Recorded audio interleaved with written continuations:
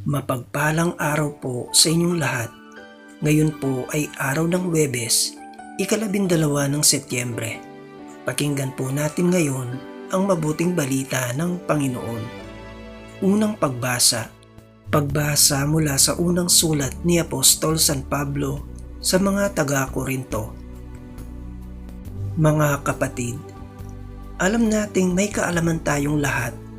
Ang gayong kaalaman ay nagbubunsod sa tao upang magpalalo, ngunit ang pag-ibig ay nakapagpapatibay. Ang nag-aakalang may nalalaman siya ay hindi pa nakakaalam ng dapat niyang malaman, ngunit kilala ng Diyos ang umiibig sa kanya. Tungkol nga sa pagkaing inihandog sa Diyos-Diyosan, alam nating walang kabuluhan ang mga Diyos-Diyosan at iisa lamang ang Diyos. Bagamat may sinasabing mga Diyos sa langit o sa lupa at maraming tinatawag na mga Diyos at mga Panginoon, saganang akin ay iisa lamang ang Diyos, ang Ama na lumikha ng lahat ng bagay at tayo'y nabubuhay para sa Kanya. Iisa ang Panginoon, si Jesucristo, at sa pamamagitan niya'y nilikha ang lahat ng bagay at sa pamamagitan din niya'y nabubuhay tayo. Subalit hindi lahat ay nakaalam nito. May ilang nahirati sa pagsamba sa Diyos-Diyosan, kaya't hanggang ngayon, kapag kumakain sila ng ganitong pagkain, ang akala nila'y handog pa rin sa Diyos-Diyosan ang kanilang kaalaman. Nababagabag ang kanilang kalooban sa pag-aakalang sila'y nagkakasala. Kaya't dahil sa inyong kaalaman, ay napapahamak ang kapatid ninyong mahina pa at naging dahilan din ng kamatayan ni Kristo. Sa gayon, nagkakasala kayo kay Kristo sapagkat ibinunsod ninyo sa pagkakasala ang inyong kapatid at itinanim sa kanyang isipan ang maling paniniwala. Kaya't kung dahil sa pagkain ay magkakasala ang aking kapatid, hindi na ako kakain ng karne upang di siya magkasala. Ang salita ng Diyos. Salamat sa Diyos.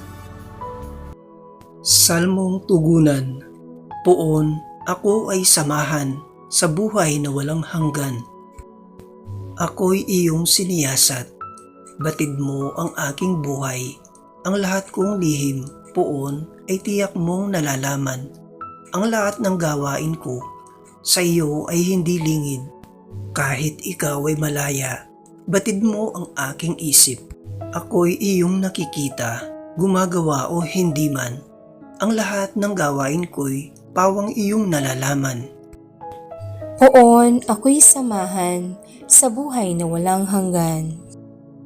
Ang anumang aking sangkap, ikaw o Diyos ang lumikha. Sa tiyan ng aking inay, hinugis mo akong bata. Pinupuri kita, o Diyos, marapat kang katakutan. Ang lahat ng gawain mo ay kahangahangang tunay. Poon, ako'y samahan sa buhay na walang hanggan.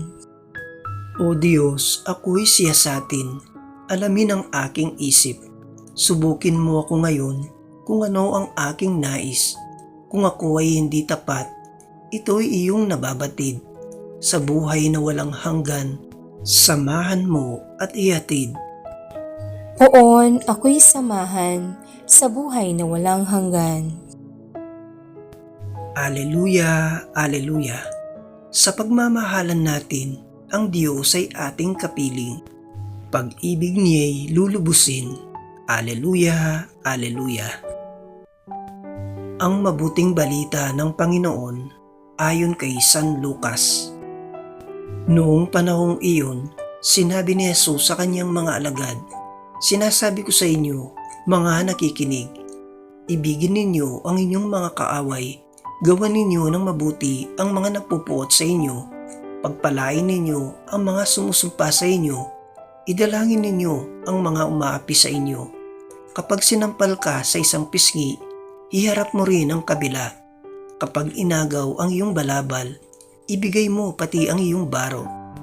Bigyan mo ang bawat nang hihingi sa iyo, at kung may kumuha sa iyong ari-arian, ay huwag mo nang bawiin pa ang mga iyon. Gawin ninyo sa iba ang ibig ninyong gawin nila sa inyo. Kung ang iibigin lamang ninyo ay ang mga umiibig sa inyo, Ano pang gantimpala ang inyong hihintayin? Kahit ang mga makasalanan ay umiibig din sa mga umiibig sa kanila. At kung ang gagawan lamang ninyo ng mabuti ang gumagawa sa inyo ng mabuti, ano pang gantimpala ang inyong hihintayin? Kahit ang mga makasalanan ay gumagawa rin nito. Kung ang pahihiramin lamang ninyo ay ang mga taong inaasahan ninyong makababayad sa inyo, ano pang gantimpala ang inyong hihintayin? Kahit ang mga makasalanan ay nagpapahiram din sa mga makasalanan sa pag-asang ang mga ito'y makababayad. Sa halip, ibigin ninyo ang inyong mga kaaway at gawan ninyo sila ng mabuti. Magpahiram kayo na hindi umaasa ng anumang kabayaran. Sa gayon, malaking gantimpala ang tatamuhin ninyo at kayo'y magiging mga anak ng kataas-taasan, sapagkat siya'y mabuti sa masasama at sa mga hindi marunong tumanaw ng utang na loob. Maging mahabagin kayo gaya ng inyong ama.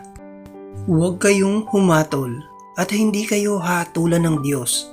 Huwag kayong magparusa at hindi kayo parurusahan ng Diyos. Magpatawad kayo sa inyong kapwa at patatawarin kayo ng Diyos. Magbigay kayo at bibigyan kayo ng Diyos. Gustong takal, siksik, liglig at umaapaw pa ang ibibigay sa inyo. Sapagkat ang takalang ginagamit ninyo sa iba ay siya ring gagamitin sa inyo.